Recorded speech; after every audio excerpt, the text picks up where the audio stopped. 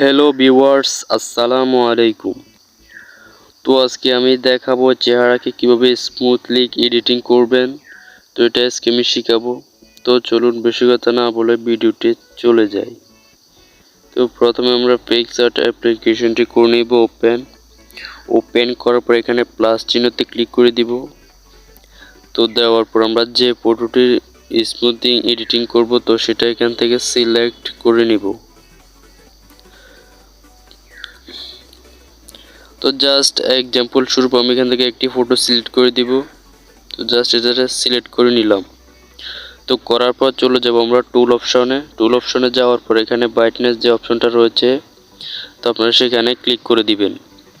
তো দেওয়ার পর এটা আমরা একদম উপরের দিকে নিয়ে যাবেন ব্রাইটনেসটি। তো এটা উপরের দিকে নিয়ে গেলে দেখতেছেন অটোমেটিক্যালি ফটোটিতে আলাদা একটি কালারিং চলে এসেছে। তো পরবর্তীতে আপনারা চলে যাবেন এখানে কাট আউট যে অপশনটা রয়েছে সেখানে। তো কাট আউট অপশনে আসার পর এখানে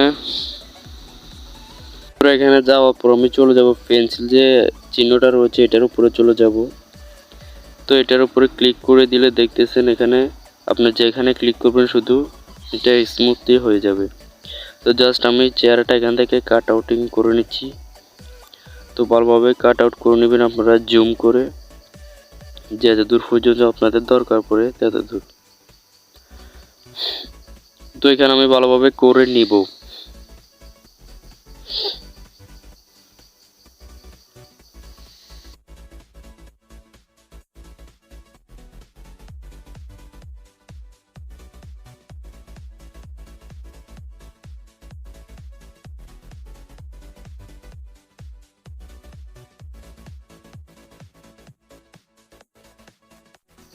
তো আমি এখান থেকে কালারটা বাড়িয়ে কমিয়ে নিচ্ছি। তো আপনারা চাইলে এখান থেকে কালারটা বাড়িয়ে কমিয়ে নিয়ে ফটোটি অ্যাডজাস্ট করে নিতে পারেন।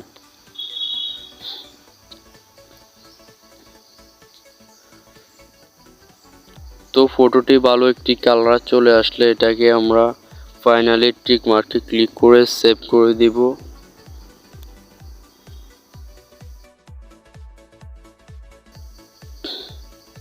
তো সেভ করার পর পরবর্তীতে আমরা চলে যাব যে লাইটরুম অ্যাপ্লিকেশনটি রয়েছে সেটাতে। তো এটাতে আমরা ক্লিক করে দিব, লাইটরুম অ্যাপ্লিকেশনটি করে নিব ওপেন। তো ওপেন করার পর আমরা তখন যে ফটোটি এডিটিং করেছি পিক্স আর্ট দিয়ে তো সেটা এখান থেকে আমরা অ্যাড করে নিব। তো এই ফটোটি আমি অ্যাড করে নিয়েছি। তো অ্যাড করার পর আমরা চলে যাব কালার অপশনে।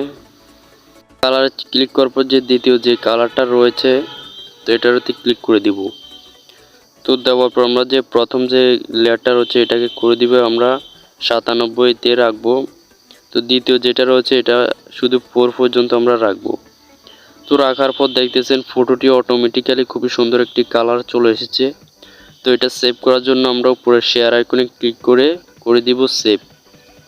তো বন্ধুরা ভিডিওটি কেমন হলো অবশ্যই জানাবেন কমেন্টে, আর কোনো জায়গায় বুঝতে অসুবিধা হলে অবশ্যই কমেন্টে জানাবেন, আর নতুন হলে চ্যানেলকে অবশ্যই সাবস্ক্রাইব করবেন। তো ধন্যবাদ সবাইকে।